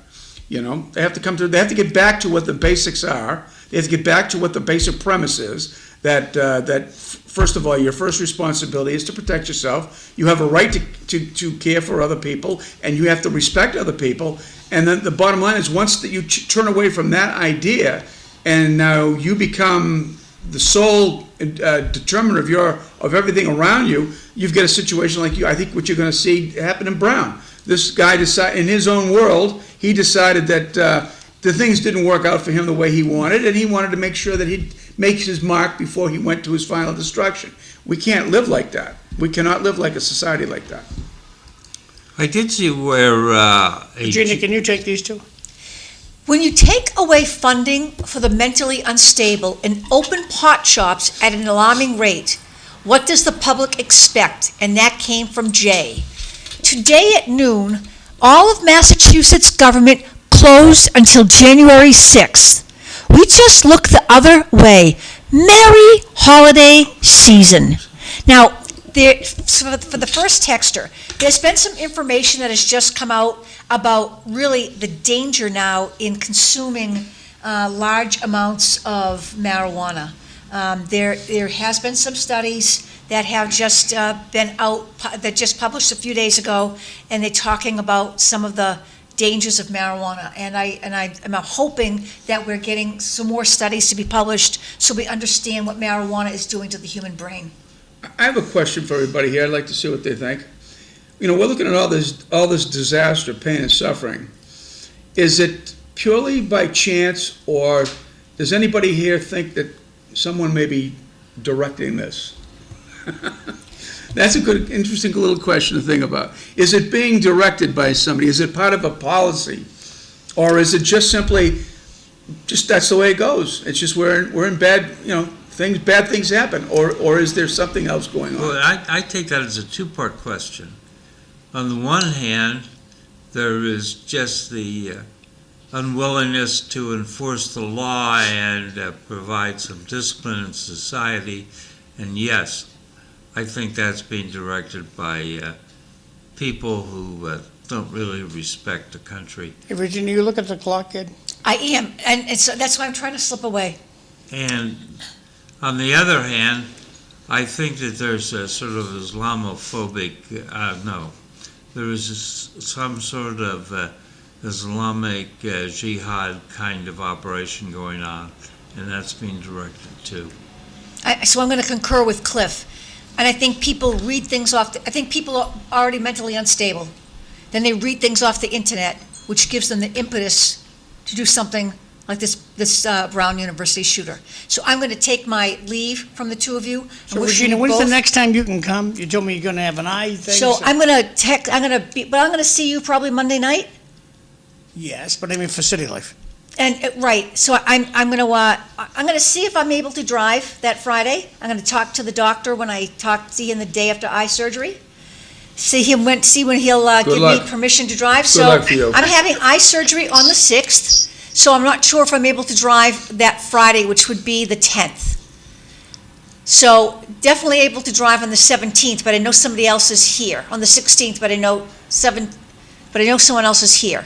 So I'm sorry, January 9th. Thank you very much. So I'm going to have I just want to know when you're coming back to take your seat. so I'm not sure if I'm going to be able to be here on the 9th. Definitely on the 23rd. Okay, That's a definite on the 23rd, just not sure on the 9th. that's what I'll do. Because I don't want to come back looking like a pirate. Gotcha. Merry Christmas. Merry Theo. Christmas, Good to Dennis. see you. Thank you. Take Regina, care. I'll Merry meet you in the Christmas. parking lot. I got some of the most amazing donuts. Oh, sorry, Merry Christmas, and I don't need any donuts, but thank you so much. She's in the parking lot though, she'll get you. Oh, geez, all right. Good to see Thanks, you. Regina, Merry Christmas. Merry Christmas. Keep the energy going. Yeah, thank you. So did you see, Dennis, that Dan Bongino's going to step down as the deputy of the FBI? Yes, I saw that the other day. So, I think Dan Bongino's love at this point in his life is, I think he enjoys the media, and I think he wanted to go in, help keep his eye on what was Yeah. going on. I think he's probably satisfied that Kash Patel has the FBI under control, and I think he wants to move on and do other things. You think Kash Patel's doing a good job? Yes, Understood. yes, I think Kash Patel is a gritty, tough investigator. And I think if he can convey that spirit to the Well, Dennis, FBI, look I think it'd be a good looking place. at all the Providence reporting. I get a kick out of listening to them. The first thing they do, bye Regina, Merry Christmas. Merry Christmas, Happy New Year. So, this cluster of, I'm gonna pat you on the back, you pat me on the back, pat Cliff on the back. That's going to all fall apart. When the lawsuits That come has out, got to they are stop. all going to get sued And bad. I want to give a round of applause for the fantastic job the pocket meters did. Yeah. Yes, and the paint makers and our elected officials. No, there was good, let me Knock just it say off. this, there was good police work in following that guy. They had really not much to work with, though they did get a good witness. They had a good witness right off the bat, which ironically, I believe was another homeless guy who actually Yes. identified this individual and got them the lead that they needed. But had it not been for him, this individual would have probably gotten away. And I think they made time, as soon as the evidence was developed, I think they acted on it timely, and I think they followed it up the best that they could have. Yep. So, I think that I'm confident there's been some change in the FBI, and I thought I want to back on what Dennis says when you're done your point, Cliff. the revelation that the FBI had been opposed to the Mar-a-Lago raid says to me that there's some professional people there trying to do the job right. Well, that's the case in every organization. You're going to find policing is always there's a conflict between two groups. One of them is the professionals, and the other are the political people. And the FBI had been riddled with the political people for the last 4 or 5 years. They get entrenched. They're in deep, and it takes a long time for a new administration to come in and root them out and try to replace them. In Massachusetts, it's virtually impossible because everybody is entrenched by law. But at the FBI, there's a little bit more of a opportunity for the director to be able to move people around. And I think he's doing it, but he's still going to be. They're still going to be nipping at his heels. There's no question about that. So, I John, think you wanted I to think say- that the police, when they fail, they should admit they failed. Yeah, This business of we did the best we could. No, that doesn't fly. You failed. We're sorry, Mr. Public, Madam Public, we spent a ton of money on overtime, but we failed. This business, we did the best we could, give me my overtime money. It just doesn't fly with the public anymore. Well, the failure in this case. What are your thoughts? Well, the failure in this case wasn't the investigation, because that obviously worked, but the failure in this case was there was absolutely no effort.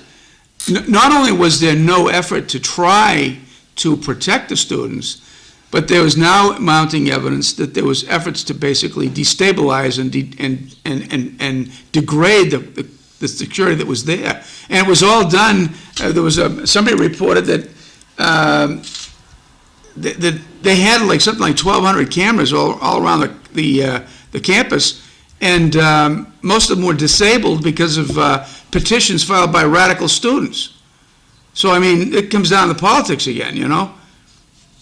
I agree, Dennis, but it's a matter of who runs the organization, and I think that the university did fail with their video work. The police did fail with finding the suspect early. And how long did they ignore this guy? I don't know. Well, we don't know. That'll remain to be seen. And with the FBI involved, this guy was posting on Reddit what he saw and what he heard. Yeah. And that didn't get picked up by the FBI, Yeah. LA, whatever police officer. So I think the police embarrassed themselves here. And again, I go back to the media, who just collapsed for everybody. Well, we've already talked about the situation with policing, and there's an issue about command control. There's an issue of who runs the police. Is it professional police officers or is it politicians? And if you get politicians inserting themselves into these situations, there can be no good outcome. There can be no good outcome. This requires professional training. It requires people who know what to do, how to do it, and to be given the authority and the free rein to be able to go out and do what they have to do, not to be able to turn events to make it fit a political narrative. That's just not the way it's going to work. Well, when the police were saying there are no cameras involved, not that you can know everything. Do the Providence police have body cams? I don't know. Does the cruisers have cruiser cams? I have no idea. Do the Teslas in the neighborhood have security? The neighborhood, they were so desperate that they were going door to door getting film strips off of people's. That's what they should have been doing. Doorbell cameras. Smart move. Yeah. Smart move. So, Dennis, Howie Carr's out with a new book, Mass Corruption. Yeah. The Cops. Have you heard? Oh, let's see what this says. Not being mentioned, the foiled plot of the New Year's Day bombing that was in its infancy. Well, the government used satellite imagery to catch a bunch of scoundrels out practicing killing people in the desert. Fantastic work that I don't know who actually sewed all that together to actually get those people arrested. There's really different threads running here, right? Yep. There's this big influence, or there's a strong influence, there has been an influence about the idea of community policing. Community policing in its essence involves two things. First of all, involves police interaction with the public, and then what happens from that is you get public respect and a sense of legitimacy and a willingness to cooperate. If we're going to be relying solely on electronics to locate our criminals and not on human intelligence and human information, eventually we're in a situation that we're not going to win. We're not going to win this. They'll overcome us. Because you have to have that person-to-person information to be able to testify. Your fob, it'll live.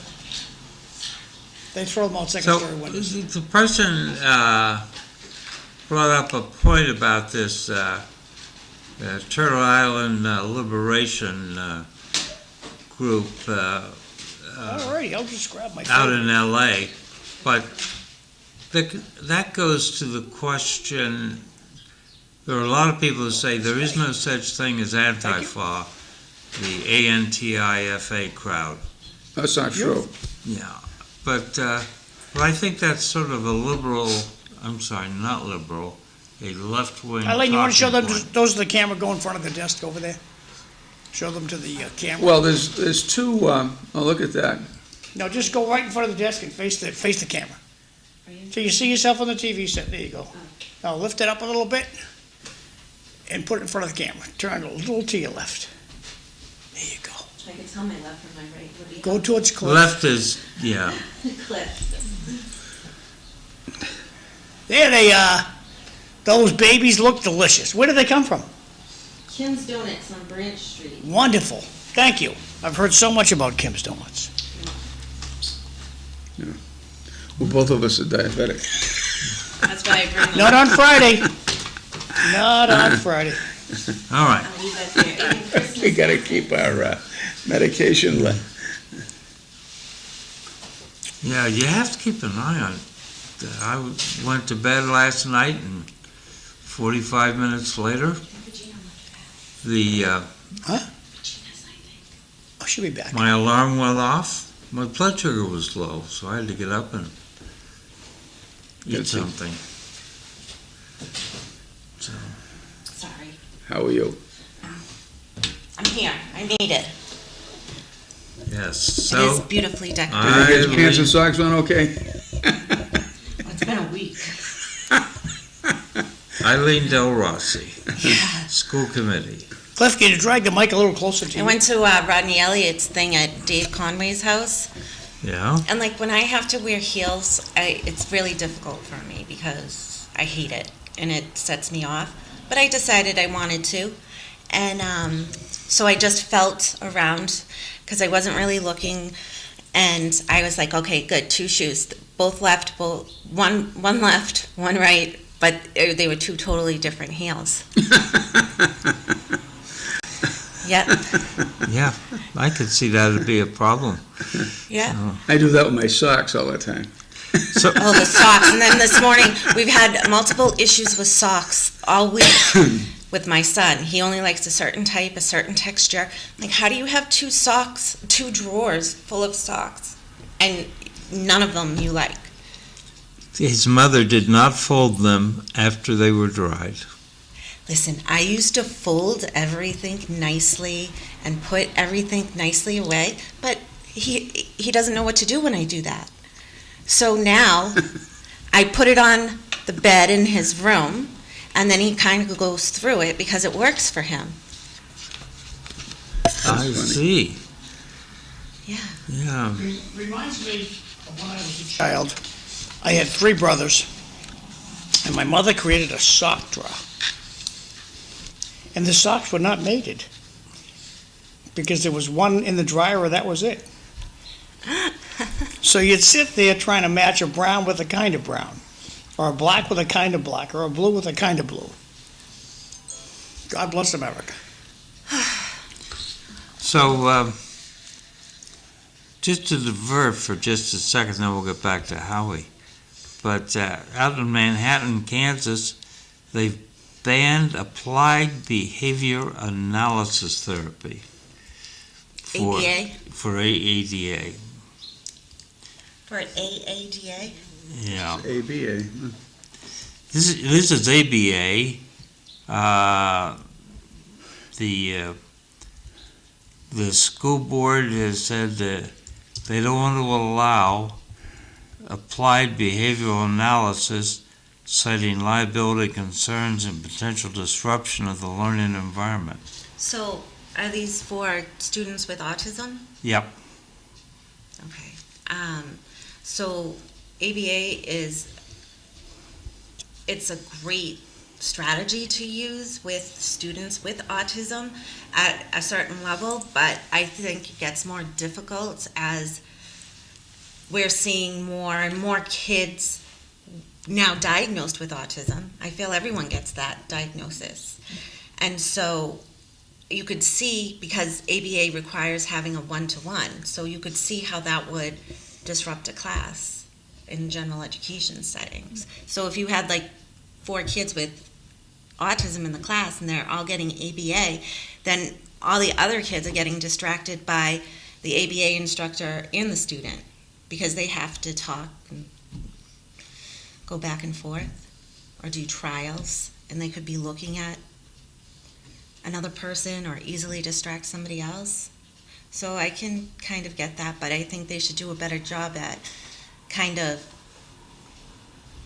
making schools for kids who learn best with ABA, and then kids that do best in a general education room. Nobody wants to really put the work in to make it work for our kids and ultimately give them smaller teacher-to-student ratio numbers. So, what I take away from what you're saying is that there are kids that learn better in different ways.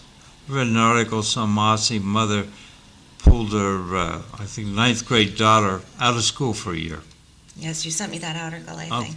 And so, do the school committees, education crowds at state level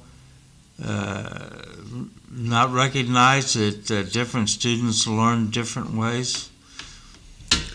I mean, I felt when I was in school that, especially early on, that I wasn't learning the way the rest of the kids were. Yeah, well, I feel like No Child Left Behind left every child behind, and it made education become a one-size-fits-all instead of what every student really needs to not be left behind. Yeah. Yeah. Not a good thing. Maybe talk about it later. Anyway, Howie Carr's book. Have you had a chance? I've heard about it. I haven't had a chance to buy it yet or read it. But I think he references some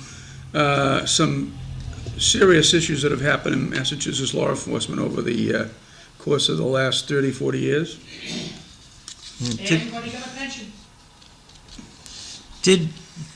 Did we make a good move by going outside the state to get the new colonel for the state troopers?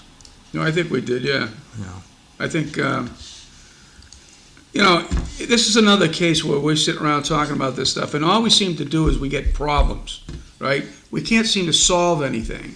And policing is right up the front of the front. Why can't we solve the police problem? Why is it that the police, you can't accept the fact that, we have police, and fundamentally what we're dealing with is a situation with, we have a government on Beacon Hill, I think, that really wants to control all aspects of things, which they can't do because it's impossible, right? They want to have their hands into everything, and they are promising things to everything that they can't deliver, all right? So now what happens is, you still sit here. Now, rather than dealing with the real issue, which is very deep inner problems with people themselves, understanding how they relate to the reality and how they relate to each other, the government's going to solve that problem. They can't solve that problem. They're not going to ever be able to solve that problem.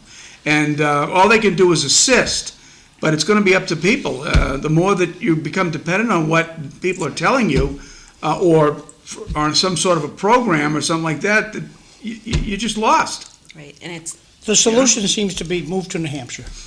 Well, what's New Hampshire offer? New Hampshire offers an idea of there's independence. It's freer. There's more. You can keep more of your own income in your pocket. That's what's the message. In Massachusetts, it's the other way around. It's the idea that government's going to take care of you. Government's going to do everything for you. They can create the world for you. That'll be perfect. That's a lie. It's not going to happen. And that's just. But there's a lot of people The that government may is deliver. here to help themselves, not to help you. Who And is? The government is Yeah. here to help themselves. Oh, what was Ronald Reagan's famous quote? The biggest dangerous words you ever heard is, "I'm with the government and I'm here to help you." That. I like that. Yeah. And, the politicians and, unfortunately, some of the police in Massachusetts are the biggest criminals of them all. Well, that's true, and that's a problem because the system is totally corrupted, and We live in this great state. So, Eileen, you want to read all these? Our parents always told us, if you get arrested, I'm not getting you out. We feared our parents and the consequences. she's right on it. And absolutely, Oh, he's right. I was, Yeah. yeah. The capture of the Rhode Island shooter was the citizens following the rules. If you see something, say something. Yeah, very good true. comments. Yeah. Two very astute comments. Respectfully tell him to do his own laundry, Jay. He does when it's convenient for him. I do it every single day lately, and it's still not enough. Great show today, Mr. Galvin. Enjoy the holidays. What is the panel's favorite Christmas dessert? Jay. Oh, Christmas. I like the Apple brownies. pie. Ooh. Yeah, I have to admit, I love my wife. My sister-in-law makes the best apple pie you've ever tasted. So when it comes to Christmas, if she's around, I go see her. If I can get some fruitcake, I love fruitcake. Eileen, what do you like? I like brownies, cookies, the regular Clifford? stuff. I like apple pie. Apple pie. Yeah. So Dennis, we got like 10 minutes left. You've drove a long way. What would you like our audience to learn from Major Dennis Galvin today? Just so you know, John, it's the picture of the city on the screen, not us. I'll put you guys back up. Sorry. Dennis, the floor is yours. That's a very good question. I think the first thing I would like to say is, don't look to the outside for the answers. Look to your inside, okay? Look, the solution to the problem is you. It's what you're willing to accept and what you're willing to put up with. If you're living in an environment where you've got crime, you've got disorder, and nobody's doing anything about it, right? Well, you're the one who has to first of all come to your own terms about who's responsible for this, right? And then you have to take action. You have to basically demand that the people who are appointed or established to do their jobs do their jobs, and then if they're not doing it, you make your positions known. But this is a very difficult time for an individual because the entire system is geared up against that from happening.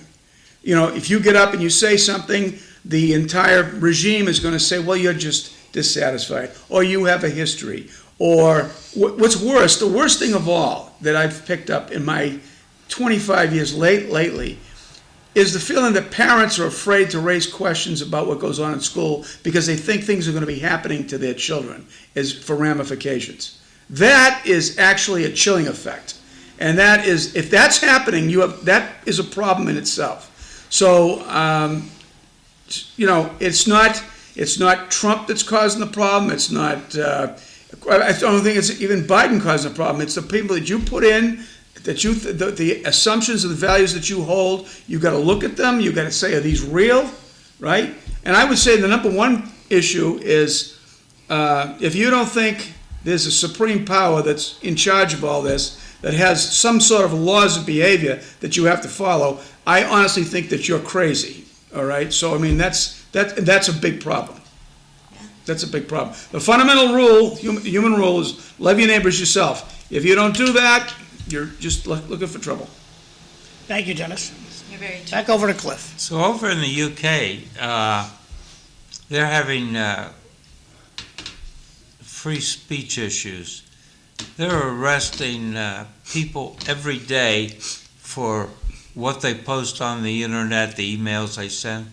There was some couple that was concerned about their child, and they've been sending emails to the school, and they got arrested and spent 8 hours in a cell. Plus spent money on a lawyer. Because of what they had said. So, Linda, I think the United Kingdom is coming to terms with some serious internal issues that have long been with them. I think they're fundamentally a class society. They've been a class society for a long time.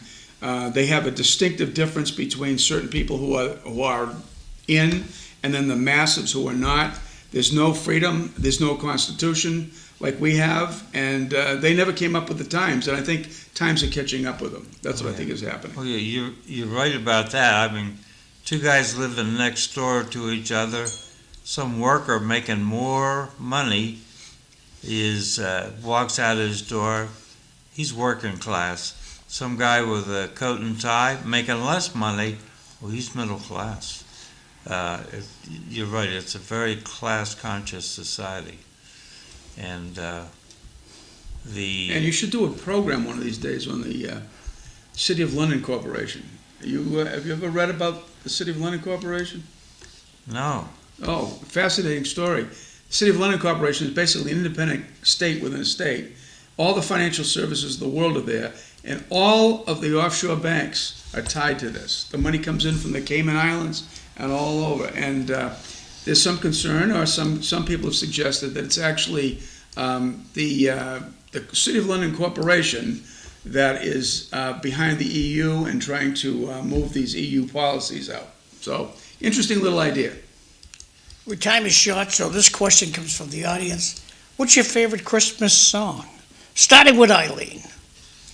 We always, I like Silent Night. I'll second that. Yeah, it's depressing, but I like I'm Dreaming of a White Christmas. All right, you've got 60 seconds, Cliff. Well, I did want to talk about, for just a second, I'm concerned about the push and pull on Islamophobia in the United States. In the back of my mind with the Brown shooting, I thought maybe they were trying to suppress information because they were afraid of stirring up Islamophobia, which they ended up doing by suppressing information. I think that we are not confronting our situations. I don't know. How do you see it, Dennis? Well, I view the organizations like ISIS and Al Qaeda. If you were going to make it, they're the equivalent of our Ku Klux Klan, right? Yeah. In other words, they espouse a particular religious belief, but then what they do is they're actually utilizing violence, which is completely contrary to what the belief system is. And I think people have to start looking at them. They're a bigoted, violent group, and they come under the terms of terror, and they should be rejected. And people who don't make the distinction are foolish. I like that comparison with the Klan. Yeah. That is a very, very good point, that we do need to think about them in the same way. That we do. Time to say goodbye, kids. Goodbye. Goodbye. kids. Merry Christmas to everyone. Happy New Year and Happy Hanukkah. Merry Christmas to you. Same to you. Same to you. Same to you. Okay.